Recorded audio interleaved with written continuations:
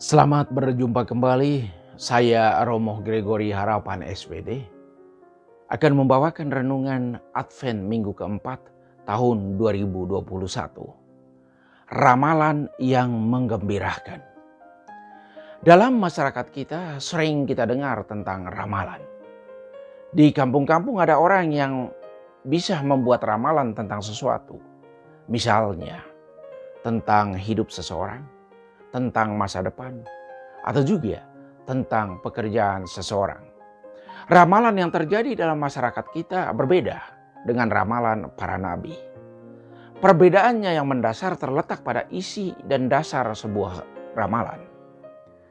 Dasar dan isi ramalan orang-orang dalam masyarakat kita kadang tidak jelas. Tujuannya kadang untuk memberikan semangat dan harapan kepada orang-orang yang sementara goyah hidupnya. Atau tujuan lainnya demi sebungkus rokok atau sebotol bir. Kadang ramalan itu hanya sebuah pemanis bibir. Orang percaya pada ramalan karena kadang kebetulan terjadi seperti yang dikatakan oleh peramal. Ramalan para nabi dasarnya adalah kedekatan mereka dengan Tuhan. Setiap hari mereka hidup sesuai dengan kehendak Tuhan.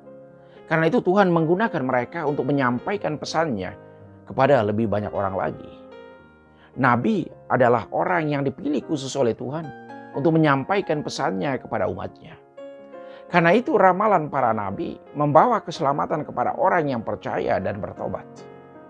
Dalam konteks ini, selama masa Advent, Yesaya mendampingi kita dengan ramalan dan seruan kenabiannya, agar orang menyiapkan jalan bagi kedatangan Juru Selamat. Hal yang sama juga disampaikan oleh Yohanes Pembaptis. Bertobatlah, kerajaan Allah sudah dekat. Nubuat Mikha dalam liturgi hari ini meramalkan bahwa penguasa Israel akan muncul dari Bethlehem, sebuah desa kecil di tepian Yehuda. Dari Bethlehem akan tampil seorang penguasa Israel. Hai Bethlehem di Efrata, hai yang terkecil di antara kaum-kaum Yehuda, darimu akan bangkit bagiku seorang yang akan memerintah Israel. Ia akan bertindak sebagai gembala. Ia menjadi besar sampai ke ujung bumi. Ia menjadi damai sejahtera. Bisa dibaca dalam kitab Mikha bab 5 ayat 2 sampai 5a. Apa yang dinubuatkan oleh Mikha sudah menjadi gambaran sang juru selamat yang akan datang. Dia adalah seorang gembala yang membawa damai kepada mereka yang percaya kepadanya. Sebelum kedatangan penguasa Israel itu, telah banyak generasi dan orang yang terlibat dalam mempersiapkan kedatangannya. Ada 3 orang penting yang selalu menjadi teman refleksi kita selama masa Advent, yaitu Yesaya, Yohanes Pembaptis, dan Maria. Peranan Yesaya dan Yohanes Pembaptis sudah dibicarakan dalam bacaan liturgi pada minggu pertama sampai minggu ketiga masa Advent. Pada minggu yang keempat, secara khusus menampilkan sosok Maria sebagai seorang yang menjadi bunda sang penyelamat. Maria adalah tipe orang yang sederhana, lugu, dan polos. Ia adalah seorang yang suci hatinya. Dia berbicara apa adanya dan mengekspresikan diri secara lugu. Hal ini yang bisa kita baca dalam kisah Maria diberi kabar oleh malaikat Tuhan. Lebih dari itu, Maria menjadi seorang pribadi yang suka membagi. Ia membagi pengalaman pribadinya dengan orang-orang dekatnya. Setelah dia menerima kabar malaikat Tuhan, Maria pergi mengunjungi Elisabet. Kunjungan ke Elisabet mendatangkan kegembiraan yang besar untuk Elisabet dan juga untuk Maria. Seperti yang kita dengar dalam bacaan Injil hari ini. Siapakah aku ini sampai ibu Tuhanku mengunjungi aku? Maria pergi mengunjungi saudarinya Elisabet dan menyalaminya. Reaksi Elisabet sangat gembira. Saat salamnya sampai ke telinga Elisabet, bahkan anak yang di dalam rahimnya melonjak kegirangan, dan Elisabet pun dipenuhi oleh Roh Kudus. Dalam situasi seperti ini, Elisabet memuji kebesaran Tuhan. Diberkatilah engkau di antara semua perempuan, dan diberkatilah buah rahimmu.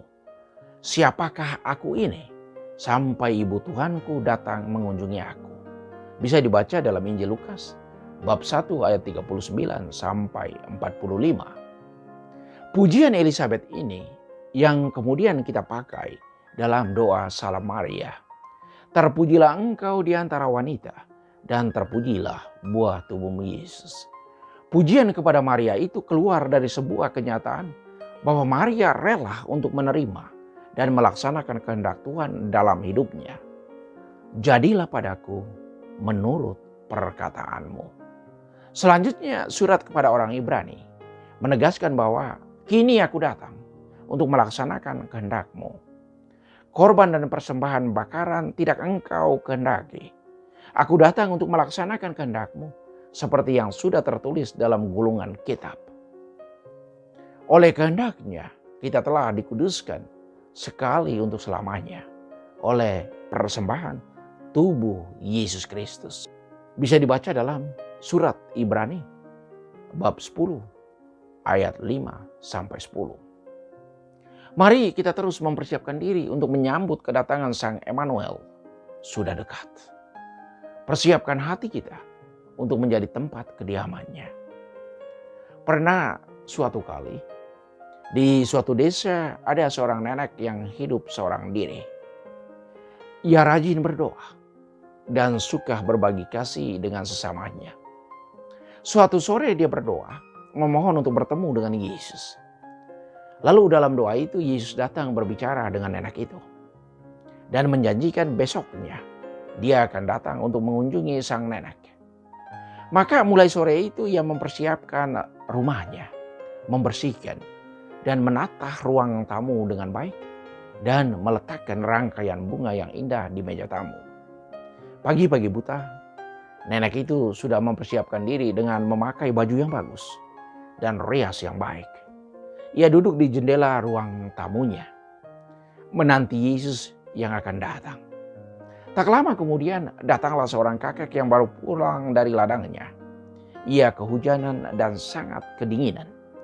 Sesampai di rumah nenek, ia hendak masuk untuk meminta secangkir kopi hangat. Tetapi nenek itu langsung dengan suara tinggi menolaknya. "Jangan hari ini, saya ada tamu yang sementara saya nantikan." Si kakek dalam kedinginan meneruskan perjalanannya.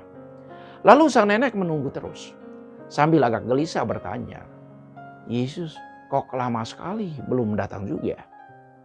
Dia tunggu jam 9, jam 10, jam 11, jam 12, Yesus tidak datang juga. Lalu jam 13, seorang anak SD datang. Ia berpakaian lusuh, penuh lumpur dan kotor sekali. Anak itu meminta kepada nenek tadi sepiring nasi karena ia lapar. Tetapi nenek itu menolak. "Hei, jangan hari ini. Saya lagi tunggu seorang yang istimewa. Pergi minta ke tetangga yang lain." Anak itu pergi sambil menangis.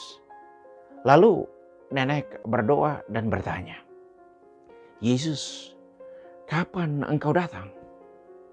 Nenek itu terus menunggu sambil merapikan pakaiannya dan riasnya. Siapa tahu Yesus lekas tiba. Menjelang malam datanglah seorang pemuda yang berpakaian compang-camping, rambutnya panjang tak terurus, bau tengek, sungguh kotor. Pemuda itu meminta kepada nenek itu agar ia bisa menumpang di situ. Tetapi nenek itu tidak mengizinkan orang muda itu untuk bermalam karena ia menunggu seorang tamu khusus. Orang muda itu pergi dalam kedinginan. Selanjutnya nenek terus menanti. Ia cemas dan gelisah karena Yesus belum juga datang. Tengah malam sang nenek berdoa lagi. "Yesus, di manakah engkau? Kenapa belum datang juga?" Dalam doanya Yesus menjawab, "Nek, hari ini saya sudah datang 3 kali. Dalam diri kakek yang kedinginan, dalam diri anak kecil yang kelaparan, dan juga dalam diri pemuda yang membutuhkan tumpangan. Tetapi nenek menolak dan bahkan mengusir mereka." Mendengar itu sang nenek menangis terseduh-seduh. "Yesus, andaikan aku tahu itu dirimu, pasti aku akan menyambutmu.